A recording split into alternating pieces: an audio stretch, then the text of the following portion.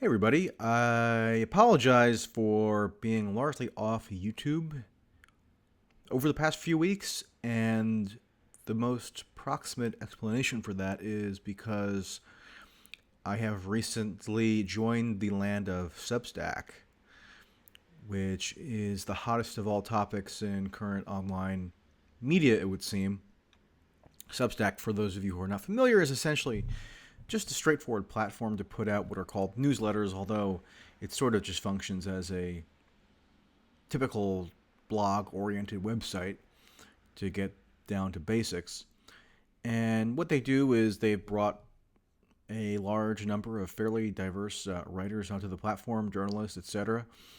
And it turns out that a lot of people in the online media world are extremely incensed by Substack, namely, I would argue, because it provides a platform whereby journalists and other kind of commentators are not encumbered by the kind of hegemonic impositions of the contemporary online media industry and all their pathologies and such. It's really, in a way, pretty liberating, and the reason why it's liberating, or a big reason, is because it enables you to form a sustainable financial backing. And so I've been on Substack now for 2 weeks. It's going pretty well.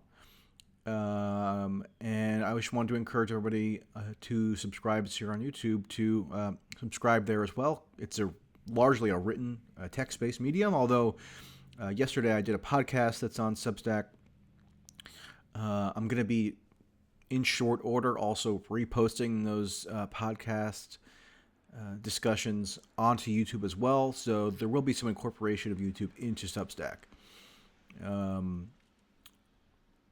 But yeah, it's been funny because the day I launched my Substack 2 weeks ago today seemed to coincide with an outburst of media anger about Substack, which had been simmering prior to this month, but from my vantage point, it looked that my joining the platform seemed to accelerate some of that petty, uh, petty vindictiveness.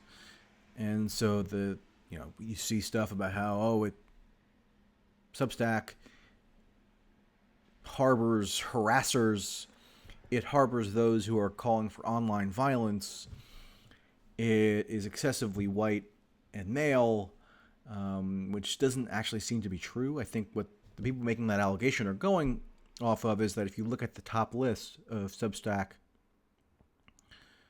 users, I mean, people who have the most subscriptions, I don't know, I guess it's not skewed in an equitable sense in their mind. So that's, a profound moral indictment. And on and on and on. I mean, you can probably rehearse from just muscle memory the kinds of arguments they employ to take down this platform. But I don't think they're going to be successful. I think enough journalists, enough media members of various stripes are probably on the platform that it will kind of preempt some of these criticisms to destroy the platform. Although, I mean, nonetheless, it is telling that a lot of people in the media industry do want to destroy it, and they can kind of galvanize elite media scrutiny on Substack such that its content moderation policies are becoming more and more important. My impression is that the people who run Substack are not inclined to capitulate to some of these demands for more intrusive content moderation to kind of appease the whiners. But then again, you never know. There have been other social media platforms that have made similar overtures in the past about what they believe in terms of protecting free speech and whatnot. And then, once the pressure builds, they end up giving in. So let's hope that doesn't happen to Substack. I'm fairly optimistic, but it's worth keeping an eye on. And you can best do that by subscribing to my Substack, which I'm going to include a link to in the description box. But again, I'm not forsaking YouTube one of the reasons why I've been off YouTube somewhat over the past, I don't know, month is because ended up spending a lot of time on Clubhouse, which is probably the only new social media app that I've genuinely found engaging and useful since Twitter. And yeah, so I became sort of transfixed on Clubhouse for a time. And so follow me there if you happen to be on it.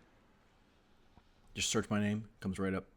And yeah, keep your eyes peeled for